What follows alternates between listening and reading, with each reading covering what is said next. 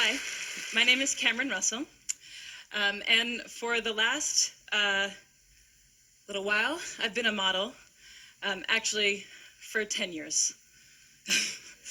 And I feel like there's an uncomfortable tension in the room right now because I should not have worn this dress. So luckily, I brought an outfit change.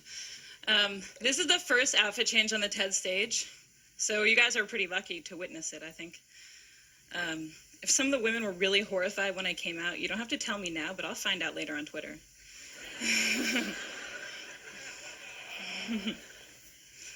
I'd also note that I'm quite privileged to be able to transform what you think of me in a very brief 10 seconds. Not everybody gets to do that. These heels are very uncomfortable, so good thing I wasn't going to wear them. The worst part is putting this sweater over my head because that's when you all laugh at me, so don't do anything while it's over my head. All right. So why did I do that? That was awkward. Well, hopefully not as awkward as that picture.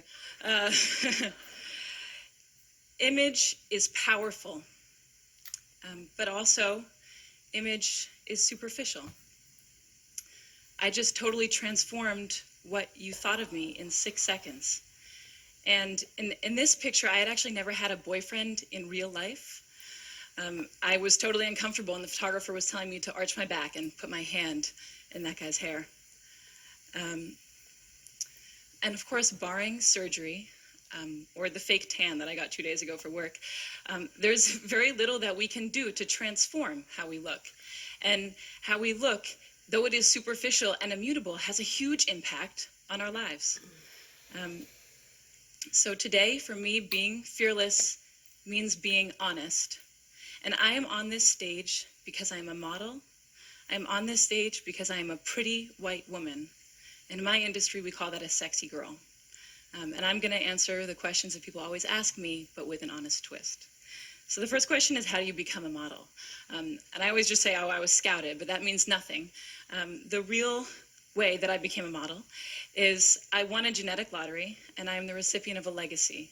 And maybe you're wondering, what is a legacy? Well, for the past few centuries, we have defined beauty not just as health and youth and symmetry that we're biologically programmed to admire, but also as tall, slender figures and femininity and white skin.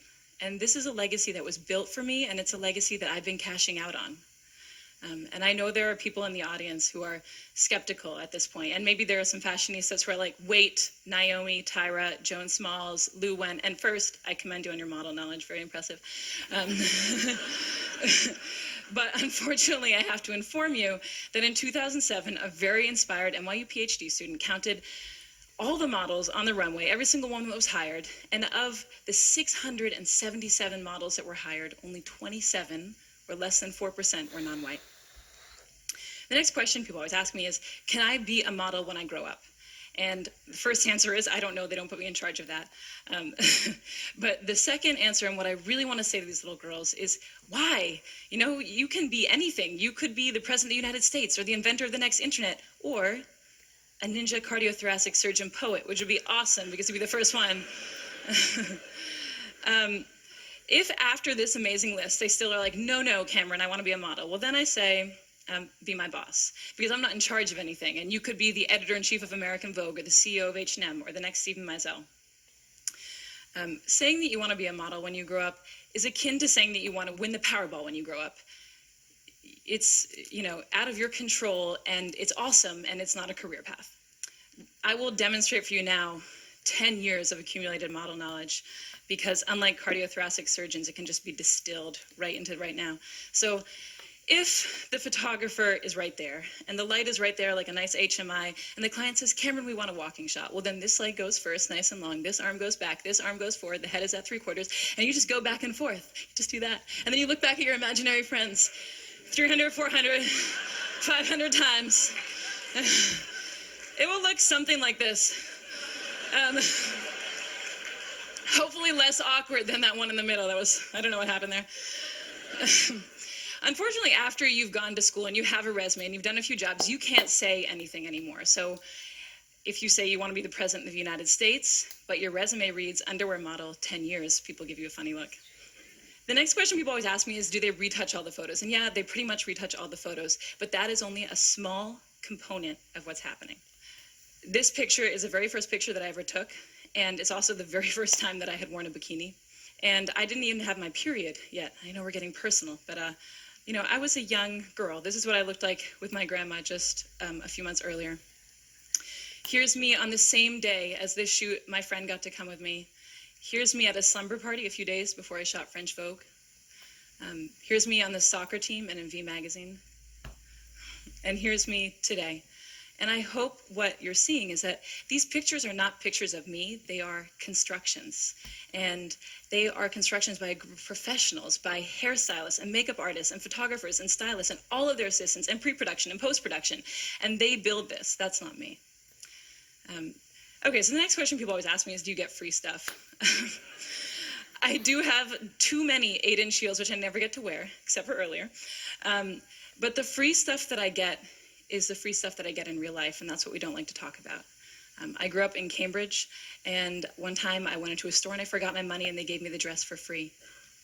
When I was a teenager, I was driving with my friend who was an awful driver, and she ran a red, and of course we got pulled over. And all it took was a sorry officer, and we were on our way. And I got these free things because of how I look, not who I am. And there are people paying a cost for how they look and not who they are. I live in New York, and last year of the 140,000 teenagers that were stopped and frisked, 86% of them were Black and Latino, and most of them were young men. And there are only 177,000 young Black and Latino men in New York. So for them, it's not a question of will I get stopped, but how many times will I get stopped? When will I get stopped? When I was researching this talk, I found out that of the 13-year-old girls in the United States, 53% don't like their bodies. And that number goes to 78% by the time that they're 17. So the last question people ask me is, what is it like to be a model? And I think the answer that they're looking for is, if you are a little bit skinnier and you have shinier hair, you will be so happy and fabulous. And when we're backstage, we give an answer that maybe makes it seem like that. We say, it's really amazing to travel, and it's amazing to get to work with creative, inspired, passionate people. And those things are true, but they're only one half of the story, because the thing that we never say on camera, that I have never said on camera, is I am insecure. And I'm insecure because I have to think about what I look like every day. And if you ever are wondering, if I have thinner thighs and shinier hair, will I be happier? You just need to meet a group of models, because they have the thinnest thighs and the shiniest hair and the coolest clothes, and they're the most physically insecure women probably on the planet.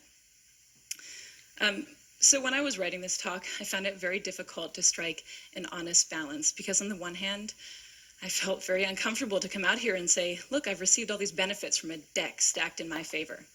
And it also felt really uncomfortable to follow that up with, and it doesn't always make me happy. But mostly it was difficult to unpack a legacy of gender and racial oppression when I'm one of the biggest beneficiaries.